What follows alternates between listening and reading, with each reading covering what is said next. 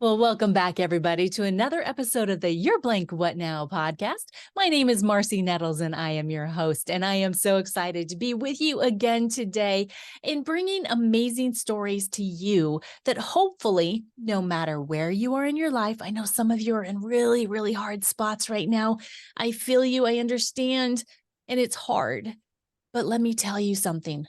Other people have been in really hard and difficult places before as well, and they found themselves out of it. And so I share their stories with you in hopes that you are able to drag out one or two little things that they did in their lives that made all the difference in the world and apply them in your life to maybe make the change that you want for you, your family, and those around you too. So I'm really, really excited to be able to introduce you to our amazing guest today. Her name is Stephanie Cerrone. She is a licensed transformologist, an authority in empowering women and facilitating the world's only female-specific transformation process, raising self-esteem and resolving chronic emotional issues to create profound, instant, and irreversible change. Steph facilitates her clients to access the internal wisdom they have had all along, unlearn all the lies they ever took on about themselves, and shift their perspectives from the deepest layers so they can finally uncover their true selves. So, Stephanie, I am so excited to be able to bring you on the show today. We decided together the title of your episode would be You're Feeling Too Broken to Be Fixed. What now? All right, Steph, if you could start off, first of all, by just sharing a little bit more of who you are. I mean, guys, I cannot wait for you to be able to watch the YouTube video when this gets uploaded to YouTube, because Stephanie has just got this smile that just, it reaches from the bottom where her lips are all the way up into her eyes, and she's just glowing right now. And so I can't wait for you to actually see it for yourself, because I know that she's just very passionate about what she's going to be sharing today. So Stephanie, can you please start off by sharing a little bit more about who you are as a person and really what life was like for you as a child? Sure. Well, first of all, thank you so much for having me. I'm really, really happy to be sharing this time together. So, who I am as a person, integrally, I think I never really knew who I was for a very long time. And only in the last recent years, sort of uncovering that has really helped me to figure that out.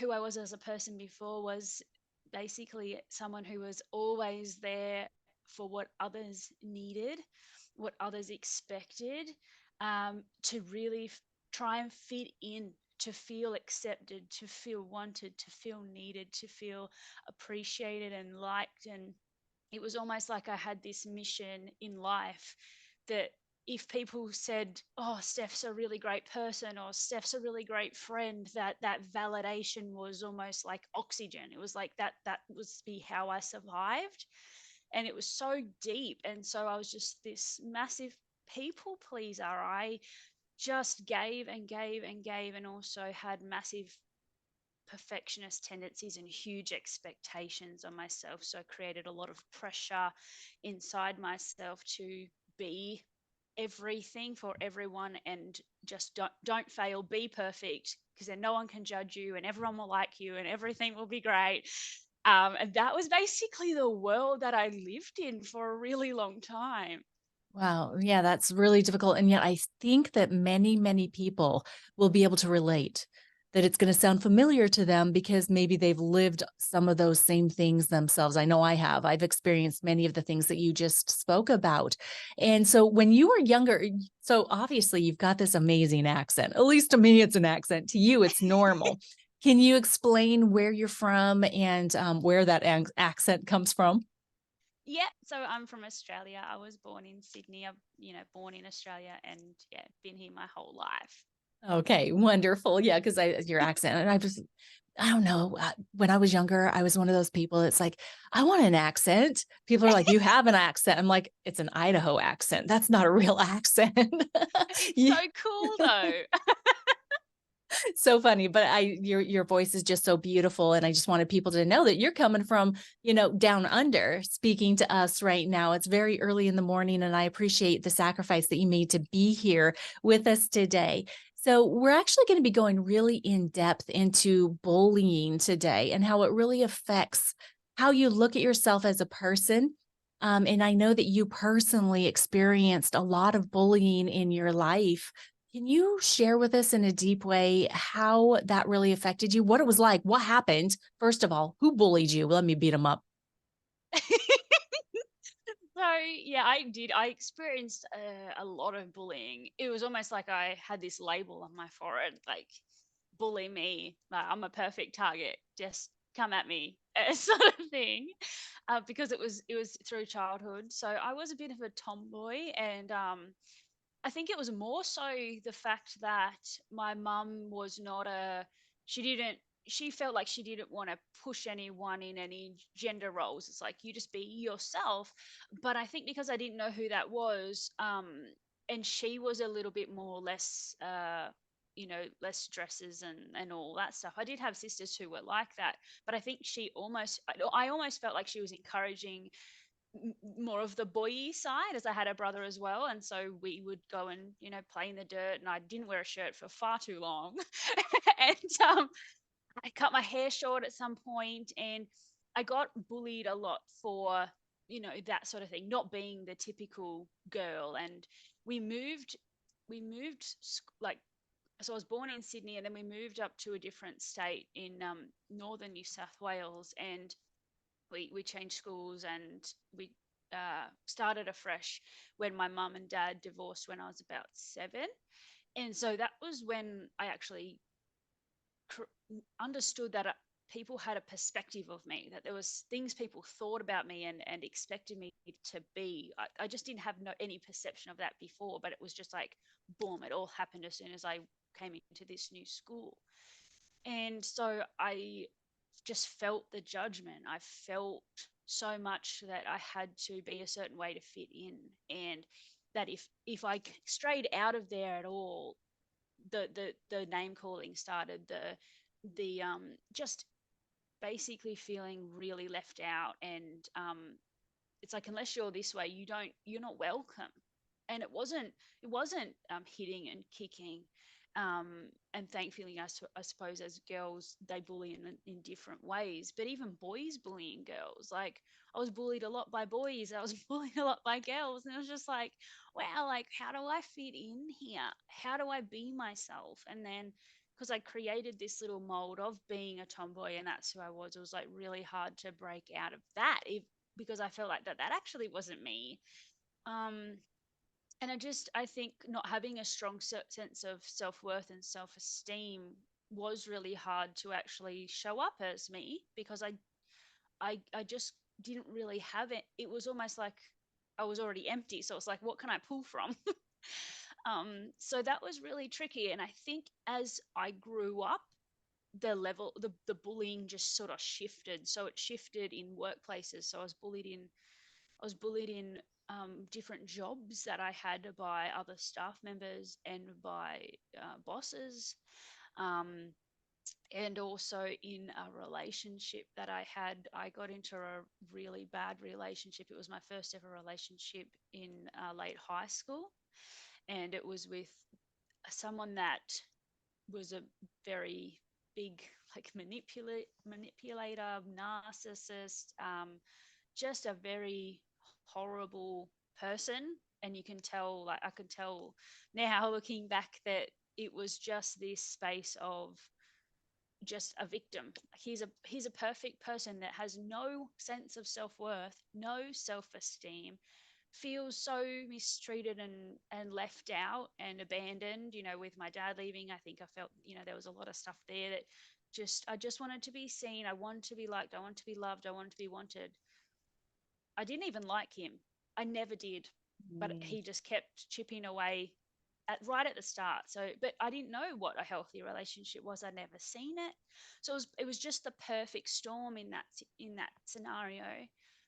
So I was bullied very heavily in that. It was like, even if I had a little sense of self-worth beforehand, it was completely gone. And on top of that, I started believing all these lies Mm. that I was being told about myself, that I was such a horrible person to have him have to treat me that way, that how dare I be how I am because I'm affecting him so much. And I was started to think, wow, like for me to cause someone so much pain, I must be really, really bad. I must be a horrible person, and I must not deserve love. Must not deserve to be treated well. This must be what I deserve. And so I picked up all these lies and chucked them all Yeah. in my truth bag, carrying that along as well. And yeah, that was years, and I didn't really tell anyone how bad that was because I didn't really actually know how bad that was. Yeah, well, the And thing was is that you're in a specific situation in your life to where you're already broken and you're feeling rejection all over the place. I mean, I think about you being a 7-year-old girl that goes through the divorce, the breakup of their parents. Did you have a good relationship with your father when your parents were together? yeah, yeah, I did. And but then as soon as that broke apart, there was just courts fighting, no trust in sort of trying to be able to see each other. It was very not, yeah, not Yeah, so you settled. were And kept away from your dad. So yeah, yeah, so I mean, there's just so much, not necessarily that your dad rejected you, but as being such a young girl, you're taking on those feelings of rejection. And when we're feeling rejected and we're just looking for love, we tend to look in the wrong places. And as a young teenager, that's what, you were probably doing with this boy, that he was broken too, and broken people break people, right? yeah, Hurt people. And so, just speaking off of my own experiences, I totally understand, and this resonates in the fact that it's like when my parents got divorced, I was a little bit older than you, but not much. But we end up into this position of, well, my dad's not here anymore. And especially as young girls, we are looking for that male figure that is going to give us the love that we desire from our dad so bad. Right? And then you get into this relationship and all you're trying to do is get love, but you're getting the exact opposite because you, being a rejected and hurt person, you didn't know any better. that's right. It's like that wound that's there, and you're aware of it, but it's almost like just salt's getting rubbed into it over and over again. Yeah. Yeah. And you start to wonder about, how good am I? Why do I even think that I'm worthy of somebody loving me, the way that I want so bad, but maybe I'm just not good enough to be loved that way. Yes, yeah, exactly, 100%. Because you do, it's like, well, then why would it be happening this way if it wasn't true? Like maybe I'm telling myself lies. Yeah. Yeah. And by the way, I don't think there was anything wrong with you being a tomboy when you were a little girl. I mean, I was a tomboy too. I did wear my Yeah. shirt probably more than you did. Um, just because I had a lot of brothers and sisters and there was a lot of other kids around all of the time. But I was climbing trees. I was out playing in the dirt. And that's probably why I Yeah. have such a great immune system today. How about you? Right? Yes, So, all the so things. The dirt was my favorite place. The trees were my favorite place. Exactly the same. yeah. It's so much fun. It's Yeah. just And so the judgment that comes along with that and not knowing who you are, I think. But yeah. well, and I think more of it came and it just kind of got added into what you were going through, the trauma cycle that you were going through. Because once your parents got divorced and now you have this new normal, which is not normal at all, you're also moved into a whole new community, a whole new school. And, kids are mean. They can be really mean. And like you said, girls, they really bully in a different way. They do use words, they do use emotions, and they do attack what you look like and how good you are and all that kind of stuff in a whole different way than boys do going fist to fist. And I personally would prefer somebody punching me than tearing me down on an emotional and a worth aspect. So you mentioned that you carried this with you for so many years, and you've learned a lot along the way. And as a matter of fact, wasn't it up until, I mean, when did you meet your husband? And do you feel like you had healed some before you met your husband? Or were you Uh, still broken? yeah, I met him when I was very broken. So I met him in 2009, And I think it was only like 6 months after I got out of that really bad relationship. So we've been together for nearly 15 years now. So that's fantastic. And I am so happy for you that you found someone that could help walk with you. So was he a whole person? Was he partially broken too? Oh, yeah, he's never really had any sort of, well, he had some issues once we met through his own workplace stuff. But he's just such a solid human. He's just so chill, so cool. Like, just, yep, everything rolls over. He can see everything so logically, and he knows what he wants. He told me, you're amazing. You're the most beautiful person. He would write me poems. He would do all these amazing, lovely things, and I would just be like, you realize you're talking to someone that like is completely the opposite here. Like, you've chosen the wrong person. You should be saying that stuff about someone else and treating somebody else that way, because like, like, I'm broken, right? Like, that I am not actually worthy or deserving of the way that you're treating me right now. So how did you get past that? What happened to get you past that? Because I mean, unless there's still some more that you'd like to share with us, between, the point of that bad relationship when you were young, and you said that it was just a few months after that broke up that you met your husband.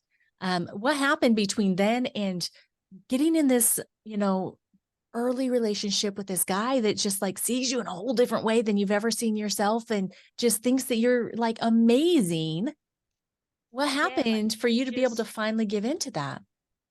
I didn't give in to that like for a long time. So I basically had this thing, and I remember telling him, because I formed this perception of men, that they're not to be trusted, that they will change eventually and their true colors will come out.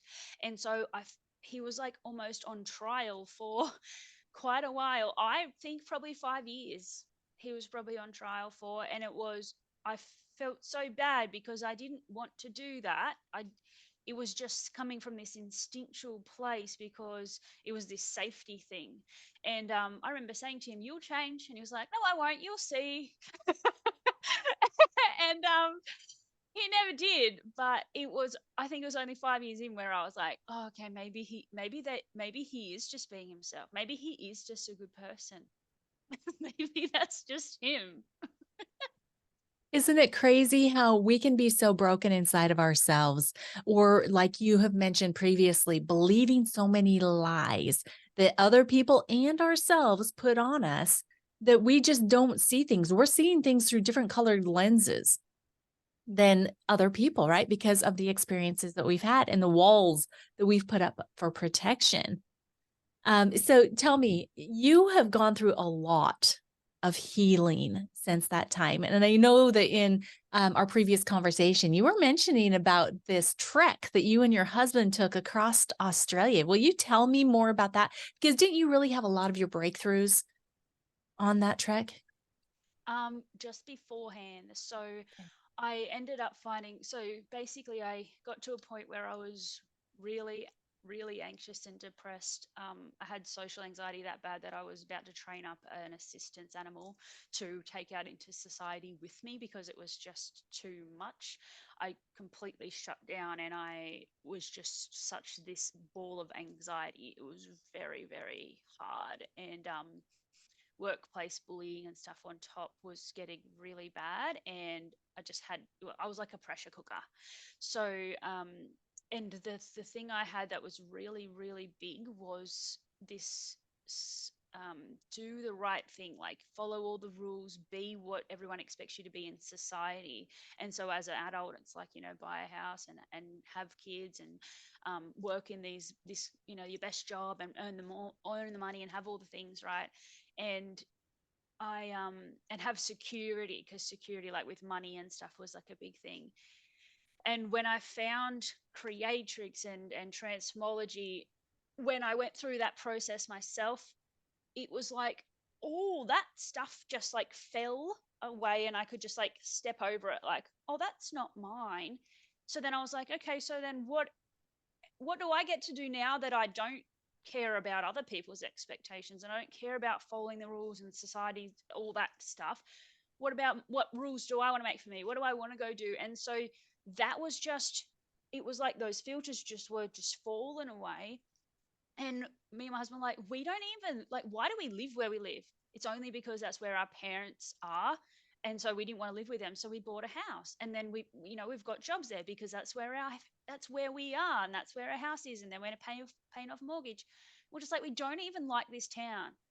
If someone asked, do you recommend living here? We would not say, yeah, come live here. It's nice. So why do we live here? And we went on a bit of a road trip to the snow, and we were like driving through all these places. And we're like, we've never seen, like, my mum did take us on a trip when we were young, but um, we were like, we've never seen stuff together. He'd never gone anywhere. And I was like, why do we just why do we just pick this little spot and just then shut our lives down there? So we are like, let's just travel. So we saved up, and then we quit our jobs and we traveled around Australia for 12 months in a rooftop tent, like a tent on top of our 4-wheel drive, shoved our life into that car and our dog, and we were just traveling for a year with no plans, no schedules, no nothing. That sounds sublime. Like seriously sublime, right? I mean, because way too often, and I say way too often, I would say all of the time, most people are just in this box that other people have put them in with expectations.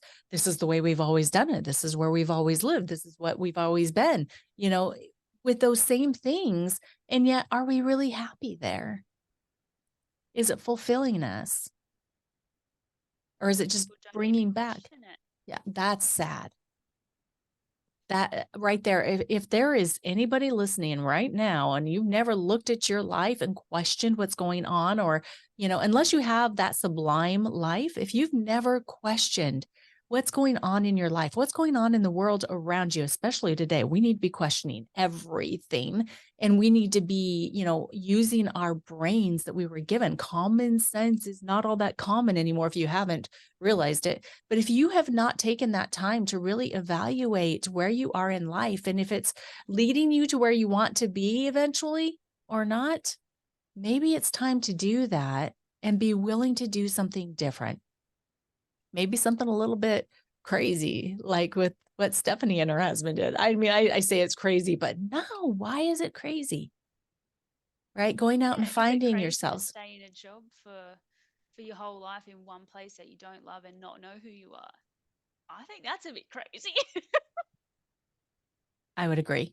I would agree 100%. 100%. So, on this year of exploring Australia, what did you find out, first of all, about your relationship, second, about Australia, and then most importantly, about yourself?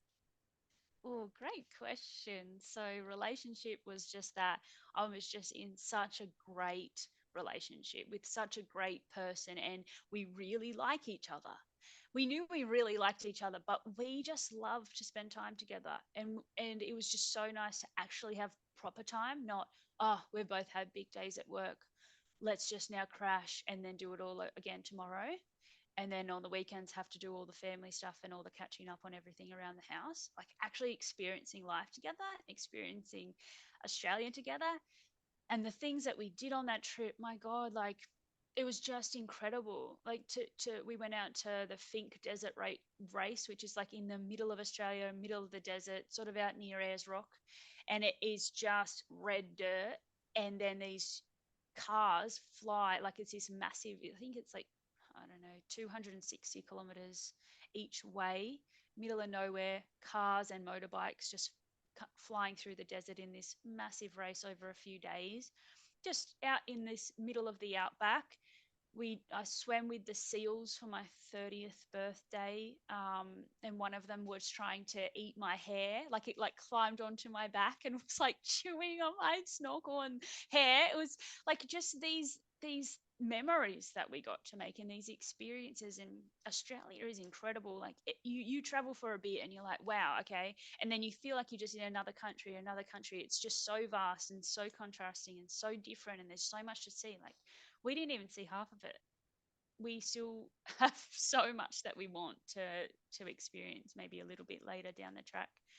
But yeah, incredible. And then about myself, I think it was just that it is okay to be able to figure out what you want to do and not show up in any way for anyone else. Like, we live by expectations and timelines and schedules and all of that way too much, I think. And that goes against, especially for women, this like flowy, natural, like up and down. Like, we have times where we're a lot more, energetic, and then other times we're a lot more like reflective. And we're not really designed for this setup, society setup.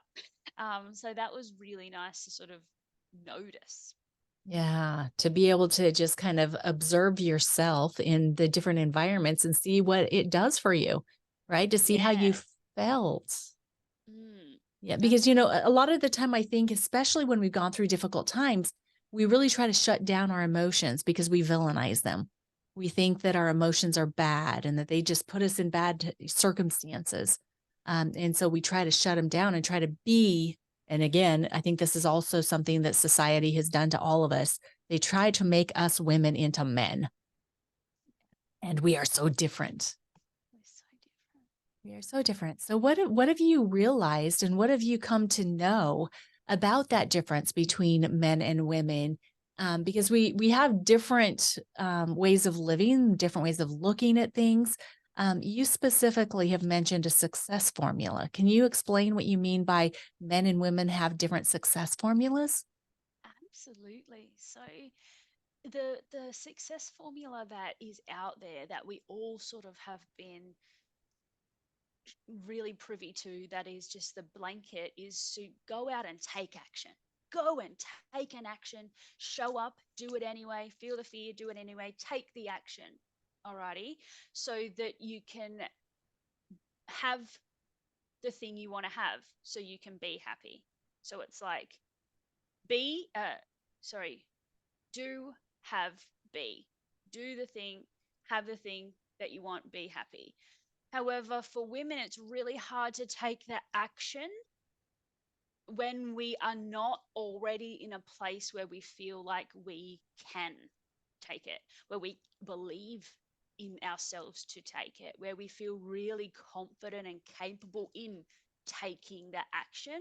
So, a lot of the time for women, that is where we get stuck. So, doing the actions first, a lot of the time, then, even if we take the action, well, we're shaking and trembling while we're doing it, or we're feeling really doubtful in ourselves while we're doing it. So then how we're doing it isn't really 100% us, because we're not really aligned in it. So it's being happy first, being confident first, being truly believing in ourselves, in our capability that we can. So it's be be who we want to be, so we can do what we want to do and have the life and impact that we want to have. So it's a little bit different for women. So our actual focus should always be, how can we be us and be really aligned first? Okay, so how do we do that? I mean, seriously, because we've all been so backwards for so long. I mean, gosh, I was a police officer. How much closer to being a man can you be, right? I mean, that's a masculine career. How can you turn that around when our whole lives, like you said, it's like um, rub dirt in it, get up, you're good. Just go do it. You'll be fine. Nothing's going to happen. You're not going to die, right? How do we do that? How do we switch that, flip the switches, I like to say. Well, that's exactly what I do for women. So I get them to a place where they can actually be who they want to be, unlearn everything else that's not them. So they truly feel that they are in that space. They love who they are. They believe in themselves. They feel worthy. They feel valuable. There's no lack within them. They're showing up in an aligned way in regards to how they feel about themselves, because they have all of those beautiful feelings and belief in themselves. So they can go and do that. So basically, helping them to really, truly unlearn all those lies they took on about themselves, so that they can actually find who they are, because some women have never actually met her, and then truly confidently be her and believe that they are them too. Because I think a lot of the time there's this narrative of just embody the woman you want to be, and then you will show up as her, and then you will have all the things. And it is just, it's BS. It is BS. And you feel like you are a liar or you're playing like dress ups as a child. It does not fundamentally change how you feel deep down. There's a level of your subconscious knows you are lying. It's like an affirmation. If you say, I am successful, and there's a, no, you're not. Who are you kidding? In the background, it's the same thing for most women. And how can we feel like we're showing up in an aligned place when we're feeling like we're pretending? Identity is a big deal. And the majority of us have been so impressed upon us who we should be for this world. I know I keep coming back to that, but I feel like it's a really big, important thing we need to talk about is that people are so focused on impressing the people around them and being like someone that maybe they'd like to be like, right? That comparison factor. Ah, yeah. I think that this is a really timely conversation for us to be having this, to be able to set some people free, specifically women, but guys, you can come along for the ride too, because we are equal opportunity here. We want everybody to be free and to be confident and to be your best selves. Because I believe that if you are understanding how important you are as an individual, and if you just decided to show up as your best self, knowing who you are each day, you will automatically be showing up for other people the way that they need you to show up in their lives. And this process, one step at a time, it doesn't all happen at once. You will become who you need to do what you want to do and to get what you want to have. Exactly what you've been saying. Yeah, it's absolutely perfect. So what would be the step and before I get into this, I would like you to go just a little bit deeper because I want people to really understand what you've been through. Because, I mean, we understand the divorce when you were 7, going to the new school, I mean, and being bullied there by the kids there. That's really hard. And then being in a narcissistic relationship as a young girl, as a teenager, all of that is enough.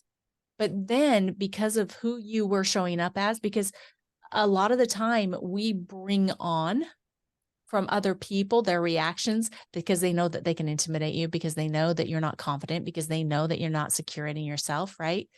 Um, Mhm. it's like, what was the workplace bullying like? Can you go a little bit more into that and what you experienced?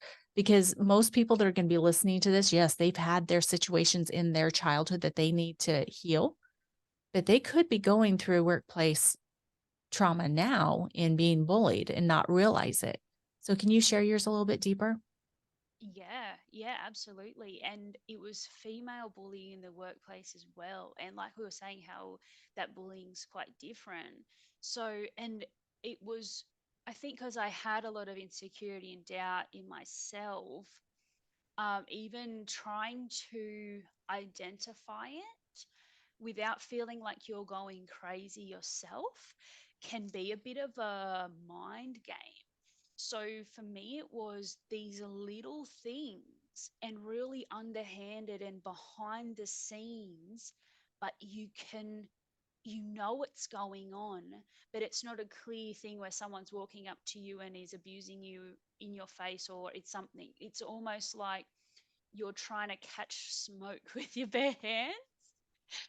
And so there was all these underlying backwards things. So just there was in the workplace I worked in, there was sort of different departments, and in these different offices I worked in employment services, and so there was like accounts and training and stuff like that. And so there was different relationships between different co-workers, but if they believe they were on the same team, so it was against you, and so they would work together to make sure that something that you were trying to achieve wouldn't happen.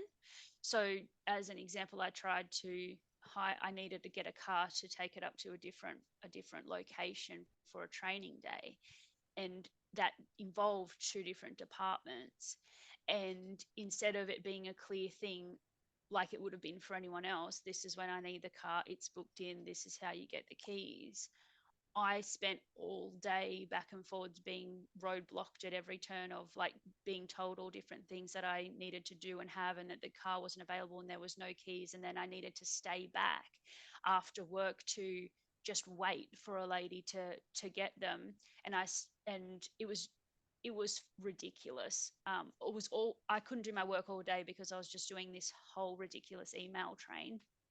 And then at the end, I found out that I was just sitting there waiting, and the other lady was sitting there waiting. No, she had the keys the whole time. She just wanted to sit and wait and make me wait there. Um, and then she just yelled from the next room, "Are you gonna come and get these keys? You know what?" And it's just like, I don't know, just little things like that, and it just build up over time, where I wanted to say I'm being bullied, and I started writing down all these little things. And you're just like, oh well, maybe they'll think it's not a big deal, and maybe I am overreacting, and just second guessing that and doubting that. But there was so many of these little things that I was just, yeah, so on edge. And you just don't want to approach the person you work with, because they're going to um, tell you that you're doing the wrong thing, or that whatever it is, you don't even want to talk. You don't want to, you like, I would go into work just a minute before I had to start, just so that I didn't have to converse with her any more than I needed to. And then as soon as I could leave, boom, I'm out of there. Like, just just feeling like, and it's somewhere you have to go every day, that you feel sort of trapped in, and that you have to uh report, and then it has to go through all the things, and then nothing really changes. And yeah, it's hard feeling like you're jumping in a pot of hot water and expecting not to get burnt. Yeah, and I think there's many people that go through that. I mean, heck, you gotta have a job to be able to pay your bills, right? You have a house Mm, you wanna live in, you gotta have a job, and it's difficult when you are really hating it and you spend most of your time there. Most of your waking yeah, hours are spent there, and many times we start to think that something's wrong with us. You had mentioned that it's like, "Well, maybe it's me," type of a thing, when you're being bullied. So, what do you think about someone being so worried about how other people feel about them compared to how they feel about themselves? What do you think's more important? well, it's the, if you felt amazing in you, you don't care. You don't even, not even care. You don't, it doesn't come into your mental space. The perceptions of others is just their own. They're carrying them around, and you're carrying your own. It's when we lack something and we feel like we don't have it, that's when we really care about others' opinions of it. And also we judge ourselves so much, so that we are really aware of what we think other people think. So it's only, we only need to worry about how we feel about ourselves always. Yes, I think that message is so important right now. I mean, we've had the opportunity, me especially because I'm older than you, to live in two different types of environments, right? We lived in, and it's really this deciding line. It's like before social media and after social media, right? I mean, because Yeah. social media has created this monster of people feeling like they have to always show up their very best selves. They always have to be, showing off the things that are going so good in their lives. And they are seeking the approval of others at an all time high with likes and loves and comments and shares and all that kind of stuff. What do you think social media has really done to the psyche of people, especially women that have this different, view of themselves and really we just want to be loved? Yeah, exactly. I think the biggest thing it's done is women feeling not good enough in so many areas. Like, whatever pops up, you open your phone, you connect to any social media platform, there can be somewhere in the first post that a woman will be able to connect with. Oh, I'm not good enough. I'm comparing myself to them, or whatever they're doing, or whatever they have, or whatever milestone they've hit and I don't have it, or whatever it might be, or they look like this and I don't, or they've achieved that and I haven't. Just this the biggest thing for women is that comparison and not feeling good enough as they are. It's yeah, every woman deserves to be able to feel, well, everyone deserves to be able to feel good enough, worthy, valued, and that they are enough and that they can do their own thing, and it doesn't matter what somebody beside them's doing. It doesn't take away from their value. Yeah, absolutely. I used to use a hashtag, you are enough because you are, right? Yeah. And that's just what people need to know, is that you are valuable and that what you bring to this world is completely different than anyone else can bring. Because just like our fingerprints, we are unique people and we've been given unique gifts and talents, right? That nobody else can do the way that we can do them. They might be able to do them close, but they can't do it the way that we do it. And so if we're not looking inside of what can I bring to the world and who am I, we're worried about what someone else is doing, what, how I can do it like them. We're really giving up our power to really become who we were, I say created to be, Yep. right? Oh, It's I could not have said it better myself. Amen. Exactly. Yes, yes, yes. Yeah, I'm a big preacher. My listeners know, I am a total God girl. And I am a believer that each and every one of us has a purpose on our life. And if we Yes. get so worried about what somebody else is doing, the term compare-itis is something that I came up with a while ago. And it is the most severe and damaging, even fatal itis of all of the itises, because it is guaranteed to kill, steal, and destroy your goals, your hopes, your dreams for your future if you fall into compare-itis. So don't compare yourself to anyone.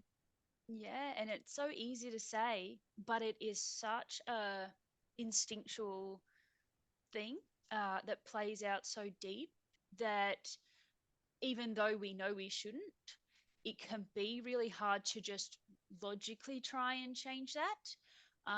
Which is where, even if we don't know it's happening, it's like it's just happening in general. And that's like, sometimes people make decisions based on what other people are doing, and they don't actually even want those things, but they're just so reactionary to, like, oh, I must need to want this because this is what you do in that stage of life, and this person has it, so maybe I should, and this person's doing that, so maybe I should do it. Yeah, exactly. Instead of really looking inside and doing that self-evaluation, it's like, what makes me happy? And even go back to your childhood. What was it that you loved to do as a kid? Maybe we should go out and climb some trees. I'm just saying. Yes. Maybe we should, right? As long as we don't, fall out of that said tree. It'll be fine. It'll be fine. Let's go do it. But as you've gone through all of this in your life, you mentioned that you did have severe anxiety. Was your health affected any other way because of all of this you had taken on yourself? Yeah, I also developed chronic pain. So it was, I think what it was for me was I wasn't listening to any of that uncomfortability, how uncomfortable I felt in my day-to-day life and in my as me, and trying to get through life and do all the things and be the person that I wanted to be. I was pushing myself so much despite that, that my body was like, all right, well, if you're not going to stop, I'll stop you. And so I developed extreme neck pain, and it was it stayed with me for years and years, and it just slowly chipped away my world. My world got smaller and smaller and smaller, and I was more depressed and anxious, and uh, it was controlling me, because I think my body was just like, you can't do this anymore. Like, you need to shut it down. Shut it down. Ah, it's like, I'm done with this already. And a Yeah. lot of the times it comes from us not setting proper boundaries. It's like, how important do Didn't you even know think what a boundary boundaries was. I right? Right. Right. So talk to us about boundaries and why it's important to have healthy boundaries. Well, Jesus, like boundaries was never, there was no, I didn't even know, like no one in my life had a boundary. No one role modeled boundaries. I didn't even know what boundaries were until probably 5 years ago, maybe even more recent than that. So I didn't even know they existed. They didn't even know they were a thing. Um, but I think the reason is that it's very hard to have a boundary when you're a doormat. Mhm. Oh, that's good. That is good. I'm writing this down right now. if you have, if you're welcome, oh, and the doormat thing is so good because if you're welcoming people to like to come on in, trample all over me, wipe your feet while you're here, make yourself comfortable, how can you have any sense of who you are, any space, any don't don't walk on me this way, like only the right people are to come through here. How can you, like, yeah, wow, that's a good metaphor. Yeah. Yeah. Aren't we glad we're recording this right now? Yeah, I Isn't like that that. good? That is, and seriously, I know we're making light of this, but it is a really, really good metaphor. I mean, when you think about it, it's like you teach people how to treat you. And if you are not having those boundaries in place and you're just allowing everything to come in and out of your door and they're rubbing the mud off their shoes, Hmm. then how can you expect your life to be any different than where it is today? Yeah. Wow. Amen. And all you're doing is like fielding other people's stuff. You're there for others and you're just trying to shake off all their stuff because a lot of the time empaths become that, because you do care, because you are nice, because you do want everyone to be okay, and you do take on their problems, you take on all of their dirt. And it's like, well, you've got your own, and then there's just so many layers of it, and you're just underneath it trying to survive. Yeah. Yeah, I find it really important because I am an empath. And I find it very, very important that when I sit with someone that is going through difficulty and I'm trying to help them through it, that because it's a natural thing, especially for women, to match emotion with emotion, that after I'm done speaking with someone, I have to take that time for myself and remind myself that this is not me. This is not my life. This is not how I feel. This is someone that I'm helping. It is not me.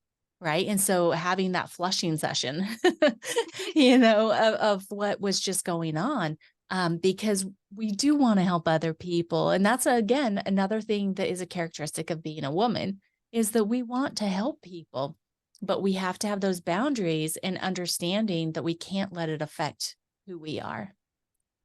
Yeah, 100%. And like it's been sort of pushed on us that it's a really noble thing to be that empathetic one that takes on other people's problems and is there for everyone else and is responsible for how other people feel. And we're only responsible for how we feel. It doesn't mean we don't care, but we don't have the capacity to take on more than our own feelings. We're not Yes. designed, or actually designed that way. Yes. We can sit with people in the moment when they're going through a difficult time, but we don't want to stay there. Yeah, and I think the the thing that is important to know is that everything has this energy. So if somebody's in really deep emotion and we get into really deep emotion too, what happens is that builds, especially with women, we can anchor in that because we're just sort of both sitting in it and we don't actually get anywhere. It's like you can feel the pain. And a lot of the time, when we've got existing pains that and wounds that maybe we haven't completely healed, we can really easily connect because they're like, oh, I know how that feels. And it comes back up for us. But we're both in that. And so it's like being able to, when we have completely healed those and we don't feel the same connection and triggered to the actual pain, we know how the experience feels, but the pain doesn't trigger back in us. What happens is we start to be able to shine more of a light of love and strength and hope. And what that's actually what meeting those times with is really helpful, because it's like, yeah, like somebody is there, and I can move through this, and we don't have to swim around in that together. It's meeting it with love is stronger and better than meeting it with the same emotion. Yes. Yes. Being able to say, oh my gosh, I understand what you're going through. And this is what I did to get out of it. Because we Let's don't, do that yeah. together. Yeah. Yes, let's do that together because, that's the thing. I truly believe that each one of us are given opportunity to go through difficulties so that we can find our way out of it one step at a time and then be able to look to see who we can help get through it too. It Oh, it's a 100%. gift. Because how would we know? Why would we care if we hadn't, hadn't been through it? We wouldn't Yeah. even be aware of what the journey is, what it's like to be there. Yeah. So turn your difficulties into your opportunity to help other people, right? Because that's what it's really all about. You're not here just to be in pain all the time, to not enjoy your life. No, you're here No, to learn and grow and to be able to help other people do the same, right? So, yeah, no, exactly. I love that. And I know that men and women are so very different in that. It's like seeing in color and seeing in black and white, right? With all of our emotions and everything that we feel and our hormones and all of that kind of stuff. And so I love Yes. that you actually help women with this. As a matter of fact, when I was sharing your bio today, we talked about you being a licensed transformation. Oh, I said it wrong. Transformologist. What? Yeah. Okay, so explain that a little bit more because I love that. And so how do you help women that have been really kind of stuck in the lies that were created over decades of time? Yeah, so it's all those things. It's working. We know that we feel different. We know that we think different. We know that we have so much more emotion, and they're all linked together. Our thoughts are all linked together, and everything's connected to everything. So it's not really a logical space where we can logically unthink those things. We know logically we shouldn't be really feeling that way, and we can reframe things, but the instinctual reactions happening, the instinctual thought, and the really deep down beliefs are happening. So what it is really just peeling off all that stuff so we get back to who we are, working through all the reasons that we doubt ourselves and don't have a high level of self-esteem, working through chronic emotions where we're triggered by an emotion, but it's not really relative to the situation. Like you could just be 10 out of 10 angry from something that probably doesn't really need to be, and then you're reacting in a certain way. You may be snapping or yelling, and then you feel guilty about the fact that you did that because it doesn't really align with you and it's not really who you are. But in that moment, everything was just driven by that emotion, and then that pattern happens, and then it just happens again and again and again with lots of different emotions. We can be pulled into feeling really sad, especially when we have a lot of loss in our lives and grief and sadness and all of those sorts of things. There's a lot of reasons that our emotions can be really chronic and high, and we're just sort of almost stuck in these emotional states for a really long time, or they really big just so quickly. And then also a really important thing, and the core of most things, is our survival instincts as women, that to freeze, that shock response, to fight or lash out, to fawn, appease, people please in situations, to they are our survival instincts. And when those are out of whack, and a lot of the time it's because we've gone through traumatic things, not even big trauma, but things that have changed us, especially in the formative years, around 8 years old, we carry a higher level of stress. Our baseline stress is high. So it's dropping that down to a really, really nice level, basically meeting who you are, who you actually are, without those reactions happening and those survival instincts happening, so that we don't have to actually reframe anything, tell ourselves anything, or bring ourselves down from anything, because those reactions aren't happening in the first place. It sounds like a really good place to be. Oh yeah, it's the best place to be. It's comfortable because we just peel off everything that we aren't, so we can be everything that we are. So it's like coming home. It doesn't feel like we're trying to be this person that's like feeling really confident and stuff. We just are. Yeah. Yeah. Well, I'm excited because we're going to be offering the listeners a really cool freebie today. So we're almost there, guys. Keep listening. So, one last thing that I'd love to ask you is if you could go back to your younger self, like let's say 6-year-old Stephanie, what would you love to share with you about your life and who you will become? Oh, wow, that question. I'm going to be a little bit different here because I think it's important. As much as I want to say, you're loved, you're valued, you'll achieve great things and help a lot of people through things, which is all true, no matter what I said wouldn't change how she would feel. And I think it's important because no matter what we say to ourselves or other people will say over and over again, you're worthy, you're deserving, you're an amazing person, unless we believe it and work there on changing that, it doesn't matter. You can be told till you know you can be told to wear blue in the face something and it not change how we feel. And I think that's really important for people to know that that's where they need to work on. You know, um, it's not. It doesn't come from an external place. It comes from inside. Yeah. Oh, that's good. Yeah, that is really good.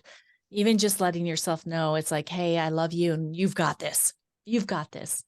You've got this. Yeah, and No, I that's think good. like you do, even when you don't think it, you are stronger than you think. You are more powerful than you know. You are freaking worthy, even though a lot of the time it doesn't feel true. Like I used to write on my mirror in lipstick. Apparently, it's still there. I mentioned it to mum the other day on this old dressing table. It's like, I am whole, I am loved, I'm perfect, I'm strong, I'm valued, I'm unique, I'm worthy, I'm successful, all the way down.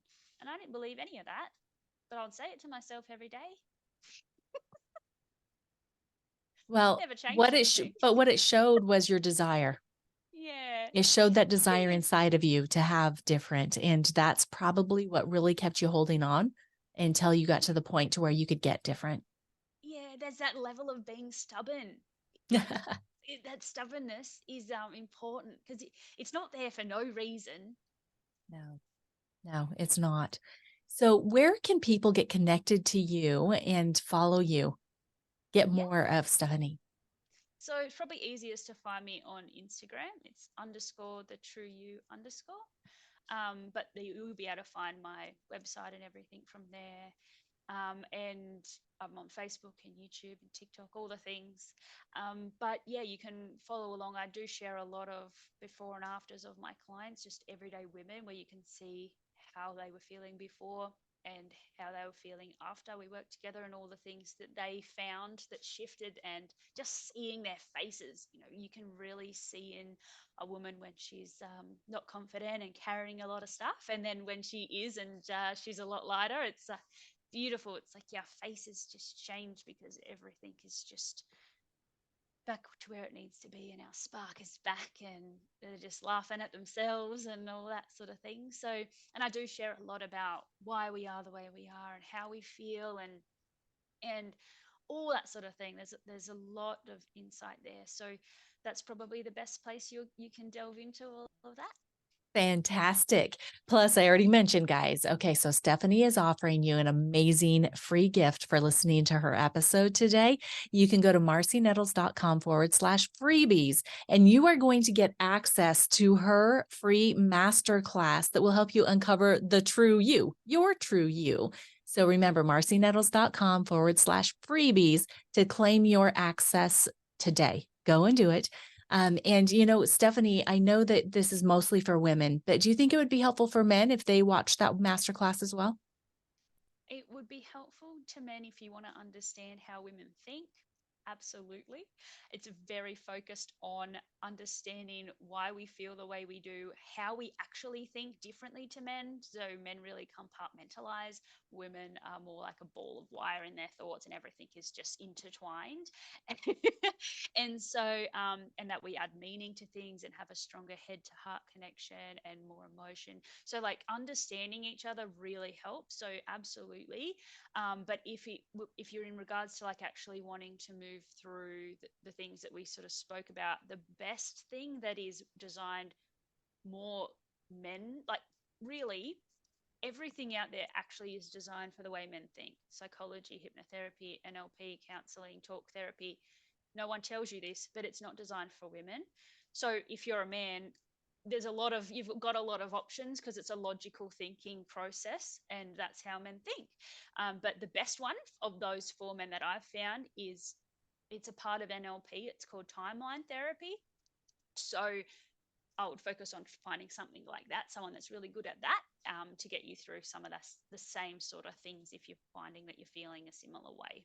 Perfect. That's a great tip there. So marcynettles.com/freebies, guys.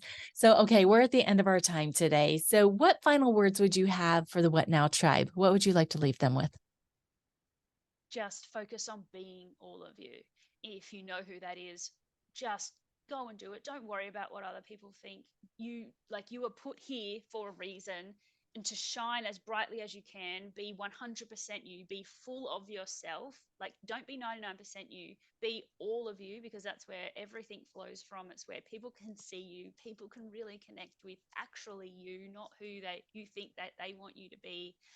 um, and you're worth it. You're deserving of that. You're deserving of really having the life that you want, and just being able to show up confidently as that person. And if you don't know who that is, go find her, go find Ah, them, go be that person. perfect.